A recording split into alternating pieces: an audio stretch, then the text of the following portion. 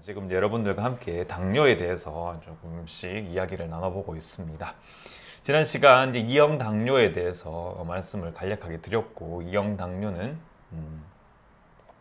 이런 인슐린에 대한 저항성이 증가하는 것이 문제다라고 말씀을 드렸었죠. 그리고 이형 당뇨는 당뇨에서의 대부분을 차지를 하는데요.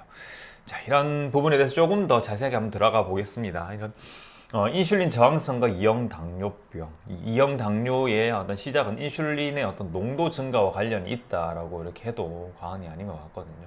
주로 보면 이형 당뇨병은 그 발병 전에 비만 또는 인슐린 저항성, 그리고 그 인슐린 저항성을 포함한 대사증후군이 좀 선행이 되는 그런 모습을 보이게 됩니다. 그러니까 점진적으로 병이 진행이 되게 되죠. 이 그래프를 보시면 이제 인슐린 리지스턴스라고 되어 있는 이 구간은 혈당이 올라가지는 않습니다. 그러니까 당화 혈색소라든지 여러분들이 공복 혈당을 측정을 했을 때 혈당에서는 크게 나타나진 않아요. 그런데 그런 단계에서도 여러분들의 공복 혈당과 공복 인슐린 농도와 식후 인슐린 농도를 측정을 해보면 상당히 높아져 있는 모습, 상당히 높은 분들이 계시거든요. 당화혈색소는 괜찮은데 인슐린이 정상분들의 어떤 그 공복 인슐린보다 2배, 3배 또는 심하게는 10배 이상 높아져 있는 분들을 볼 수가 있습니다. 그런 분들은 똑같은 공복 혈당 80에서 90을 유지를 하고 있음에도 불구하고 다른 분들보다 훨씬 더 많은 인슐린이 분비되고 있다는 얘기가 되는 거고, 이러한 부분들이 바로 우리가 고인슐린 혈증 또는 인슐린 감수성이 떨어져 있다 또는 인슐린 저항성이 높아져 있다라고 이렇게 말씀을 드릴 수가 있죠.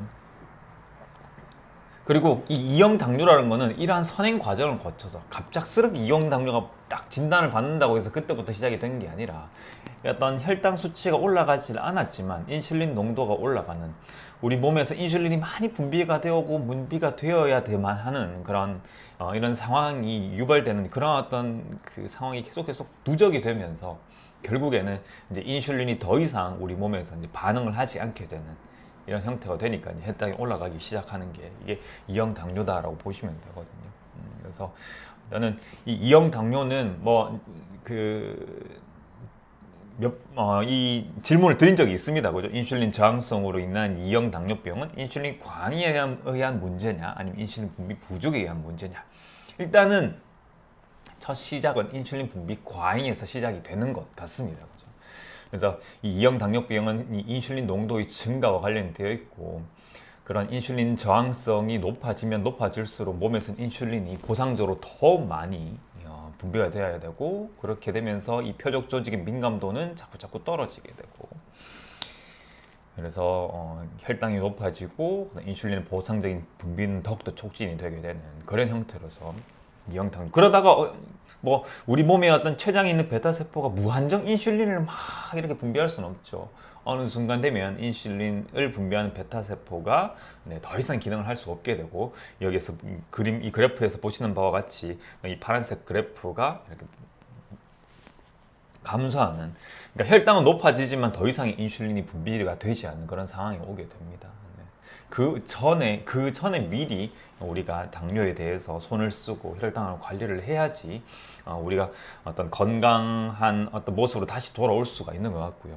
이미 췌장의 분비 기능이 많이 떨어지고 혈당의 어떤 조절 능력이 많이 이렇게 떨어지신 분들 같은 경우에는 치료에 반응을 제대로 하지 않는 경우들도 있는 것 같습니다. 그러한 것들 봤을 때 우리가 지금 당장 혈당 수준이 건강한 범위 안에 있다고 해서 안심할 게 아니라 우리 전체의 식습관과 생활습관을 한번 되돌아보고 뭔가 문제가 있을 만한 그런 여지는 없는지, 항상 인슐린의 어떤 수준뿐만 아니라 혈당 변동성에도 또 뭔가 도구가 있다 그러면 그 혈중 인슐린 농도에 대해 가지고 관찰할 수 있는 그런 어떤 이제 기구가 있다 그러면 좋을 것 같아요. 지금 이제 이렇게 제가 찾아보고 있는데 이렇게 쉽게 해볼 수 있는 그런 어떤 이제 그 센서는 없는 것 같아가지고요. 이 혈당처럼요. 혈당은 우리가 이제 센서가 있어가지고 24시간 이렇게 두고 관찰해 볼 수 있는 그런 도구가 있는데, 인슐린 대해 가지고 리체어를 하는 방법밖에 아직까지는 없는 것 같더라고요. 그래서 만약에 이 인슐린 농도에 대해 가지고 우리가 모니터링을 할 수 있는 그런 어떤 방법이 생긴다 그러면 훨씬 더 이런 혈당 관리에 대해서 조금 더 좀 더 세밀하게 우리가 접근해 볼 수 있지 않을까 싶습니다. 나머지 내용들은 다 읽어보셔도 될 것 같습니다. 네. 그래서 이런 인슐린 저항성이 생기는 이유에 대해 가지고는 제가 회색으로 해놓은 거는 회색으로 이렇게 지금 표현해 놓은 거는 아직 그런 결과가 있다. 그런 어떤 이런 의견이 있다, 그럴 수 있다라는 그런 가설 수준의 어떤 이제 내용들이어서 이렇게 제가 회색으로 처리를 했고, 현재 이 인슐린 저항성이 높아지는 부분은 우리가 어떤 호르몬에 대한 수용체가 활성화되는 부분, 그 다음에 이런 이 화학적인 메신저들, 그 다음 세포 내에서 이런 어떤 세포 효과들이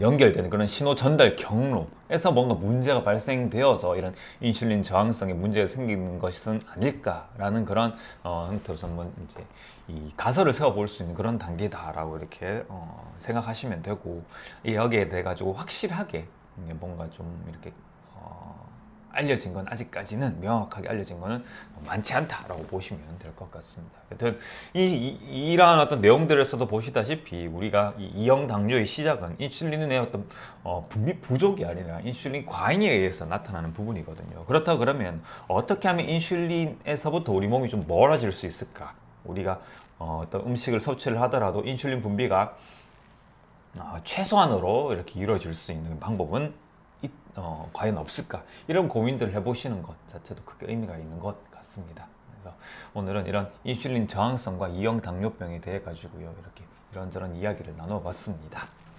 다음 시간에도요, 또 유익한 내용으로 뵐 수 있도록 하겠습니다. 오늘 헬스 토픽은 여기까지입니다.